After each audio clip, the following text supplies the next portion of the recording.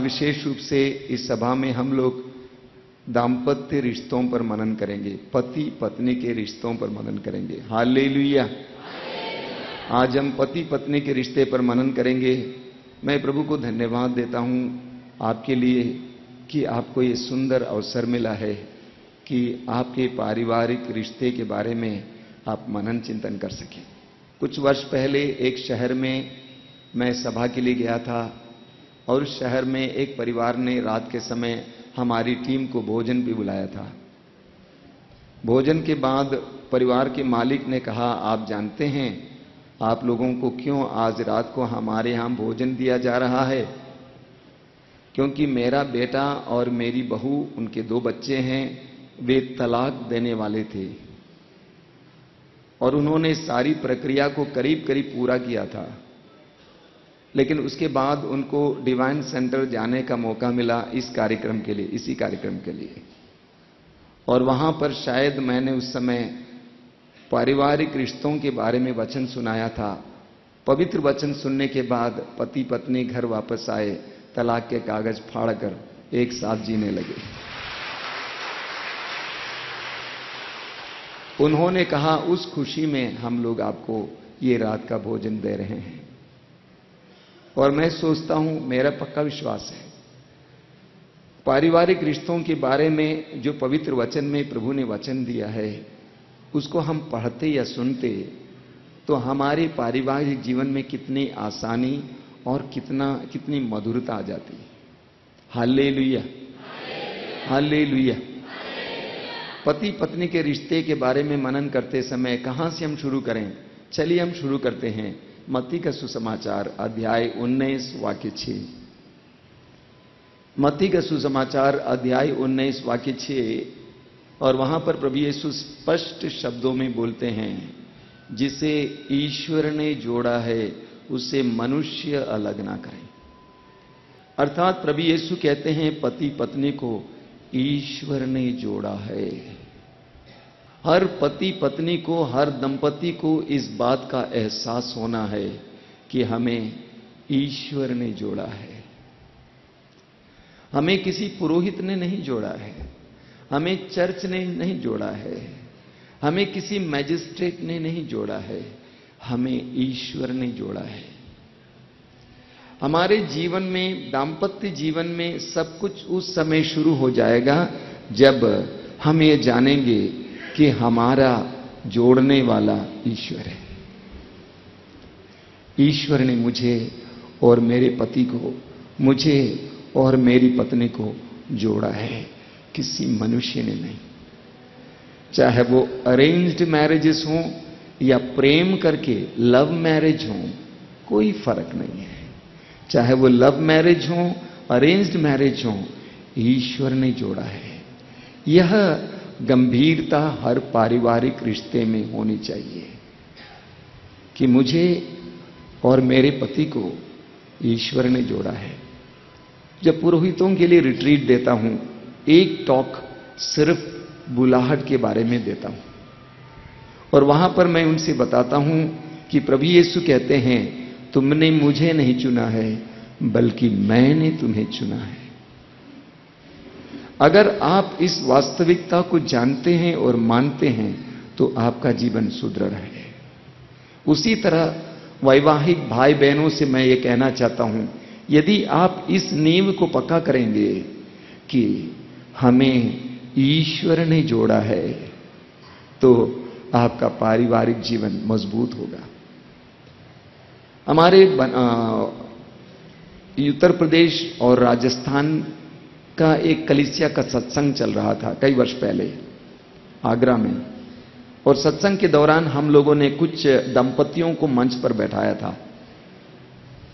ईसाई दंपति जिनका वैवाहिक जीवन सफल है, उसमें से एक दंपति दार्जिलिंग के रहने वाले थे और बिजनौर धर्म प्रांत में काम कर रहे थे। तो हमने उनके बारे में पूछा कि आपका दाम्पत्य जीवन, पति पत्नी का रिश्ता कैसे मजबूत रहता है, उसका कुछ रहस्य बताइए। एक बात पति ने कहा, हर जगह हर परिवार में पत्नी जल्दी उठकर सुबह चाय बना के पति को पिलाती है, लेकिन मेरे घर पे मैं जल्दी उठकर पत्नी को चाय पिलाता हूं। Hallelujah, hallelujah. और भी बहुत सारे और रहस्य बताए, लेकिन एक और चीज उन्होंने जो बताया वो मुझे बहुत अच्छा लगा। वो यह है, उन्होंने कहा कि हमारे विवाह के सालगिरह के दिन, वर्षगांठ के दिन हम मिस्सा बलिदान में जाते हैं, दोनों एक साथ बैठते हैं, परम प्रसाद ग्रहण करने के बाद हम दोनों एक दूसरे के दाहिने हाथ को पकड़ते हैं और विवाह के समय हमने जो वायदा किया था उसको दोहराते हैं। Hallelujah, hallelujah, hallelujah. कितनी सुंदर बात है, दिल को इतना छूने वाली बात है। तो सबसे पहली बात, इसको आधार मानिए, ईश्वर ने हमें जोड़ा है। आप पढ़ेंगे तोबित का ग्रंथ अध्याय 7 वाक्य 11। तोबित का ग्रंथ अध्याय 7 वाक्य 11 में सारा के पिता रागुएल तोबियस से कहता है, क्योंकि तोबियस ने कहा कि मैं सारा से विवाह करना चाहता हूं। तो रागुएल ने क्या कहा मालूम? मूसा के नियम के अनुसार तुम मेरी बेटी को अपनी पत्नी के रूप में ग्रहण कर सकते हो, क्योंकि तुम्हारा विवाह स्वर्ग में निश्चित किया गया है। हालेलुया। विवाह कहां पे निश्चित किया गया है? विवाह मामूली नहीं है, विवाह स्वर्ग में निश्चित किया गया है। Hallelujah, hallelujah. तो पहली सीढ़ी यह है, नींव की पहली ईंट यह है, ईश्वर ने जोड़ा है, स्वर्ग में निर्धारित किया है, इसको पक्का करना।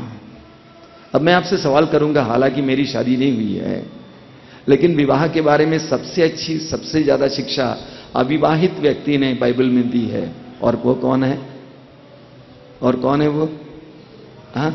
संत पौल। संत पौल की शादी नहीं हुई थी, लेकिन सबसे गहरी शिक्षा विवाह के बारे में, वैवाहिक रिश्ते के बारे में पौल ने दी है। इसीलिए मुझे हिम्मत है कि आपके सामने खड़ा हो जाऊं। Hallelujah, hallelujah. तो मैं आपसे सवाल करूंगा, इतने दिन हो गए शादी करके, विवाह का उद्देश्य क्या है? विवाह का उद्देश्य क्या है? What is the purpose of marriage? विवाह का उद्देश्य, सबसे पहला उद्देश्य है म्यूचुअल सपोर्ट, एक दूसरे का समर्थन करना, एक दूसरे को सपोर्ट करना। नंबर 1, भूलना नहीं चाहिए। विवाह का पहला उद्देश्य एक दूसरे को सपोर्ट करना है। मनुष्य अपने में अधूरा है, पुरुष अपने में अधूरा है, नारी अपने में अधूरी है। इंटरेस्टिंगली, मजाक की बात है, नर और नारी के साइकोलॉजी में, हर चीज में कितना अंतर है। और फिर हम सभी लोग दुर्बल हैं, कमजोर हैं। विवाह के द्वारा हमें एक मजबूत सपोर्ट मिल जाता है।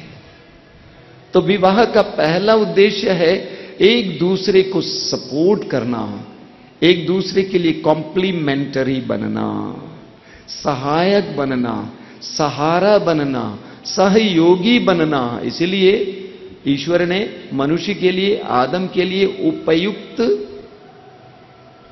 सहयोगी लेके आया। उपयुक्त, ईश्वर ने जानवरों की सृष्टि की थी, पक्षियों की सृष्टि की थी, लेकिन आदम उदास था, इसीलिए ईश्वर ने कहा कि ये सब उसके लिए उपयुक्त सहयोगी नहीं है, इसलिए ईश्वर ने नारी बनाया, उसके पास ले आया। तो विवाह का पहला उद्देश्य यह है। इसलिए आप पढ़ेंगे कुरिन्थियों का पहला पत्र अध्याय 7, कुरिन्थियों का पहला पत्र अध्याय 7 वाक्य 16 में, कुरिन्थियों का पहला पत्र अध्याय 7 वाक्य 16 में कहा गया है, संत पौलुस कहते हैं कि पति का उद्धार पत्नी के द्वारा और पत्नी का उद्धार पति के द्वारा। पति की मुक्ति पति के द्वारा, पत्नी के द्वारा, और पत्नी की मुक्ति पति के द्वारा। कभी कभी लोग पूछते हैं, लेकिन मेरी शादी, मैं इतना प्रार्थना करने वाली हूं, देखिए ना, नास्तिक से मेरी शादी हो गई, ऐसा क्यों हुआ? मेरी शादी एक शराबी से हो गई, ऐसा क्यों हुआ? ताकि उसकी मुक्ति आपके द्वारा हो, ताकि उसकी मुक्ति आपके द्वारा हो। पति की मुक्ति पत्नी के द्वारा और पत्नी की मुक्ति पति की पत्नी के द्वारा। अर्थात पति को स्वर्ग पहुंचाना पत्नी का काम है और पत्नी को स्वर्ग पहुंचाना पति का काम है।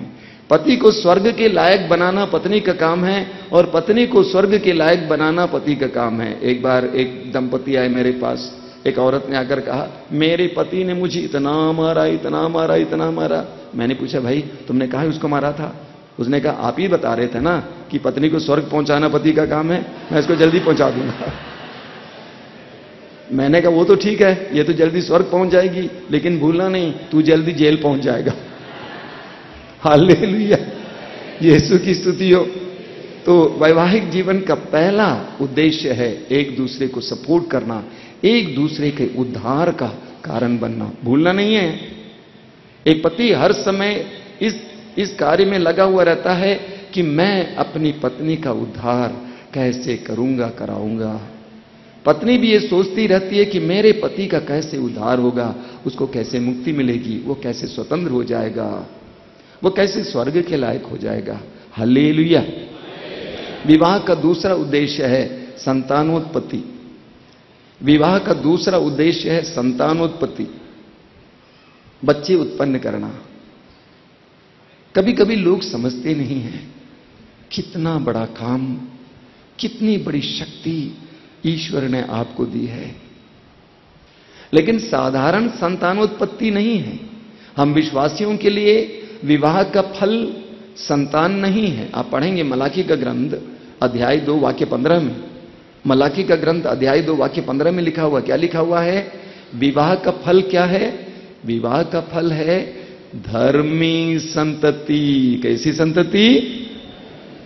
हालेलुया। हम विश्वासियों के लिए विवाह का फल संतति नहीं है, बच्चा उत्पन्न करना नहीं है, बल्कि हम विश्वासियों के लिए विवाह का फल धर्मी संतति है। इस सत्य को जानना जरूरी है। आप पढ़ेंगे प्रवक्ता ग्रंथ अध्याय 16 उसके वाक्य 1 से 4 तक मैं पढ़ूंगा आपके लिए। प्रवक्ता ग्रंथ अध्याय 16 वाक्य 1 से 4 तक। अधर्मी पुत्रों के कारण आनंद मत मनाओ, अधर्मी पुत्रों के कारण आनंद मत मनाओ।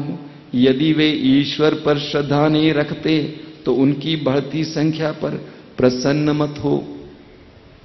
देखिए आगे, उनकी लंबी आयु का भरोसा मत करो और उनकी संख्या पर निर्भर मत रहो।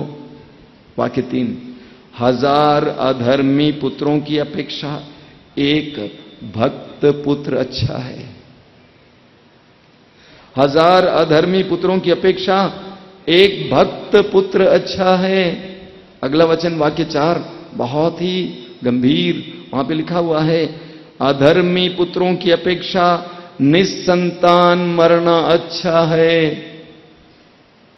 अधर्मी पुत्रों की अपेक्षा निस्संतान मरना अच्छा है।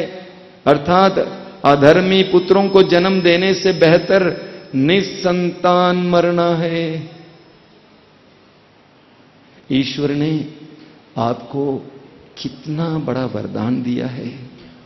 मन चाहा बच्चा आप उत्पन्न कर सकते हैं।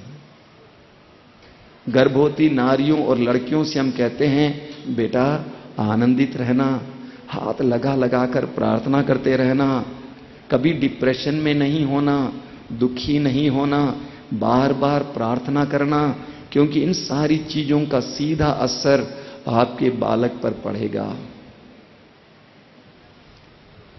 ईश्वर ने आपके ऊपर एक बहुत बड़ी जिम्मेदारी रखी है,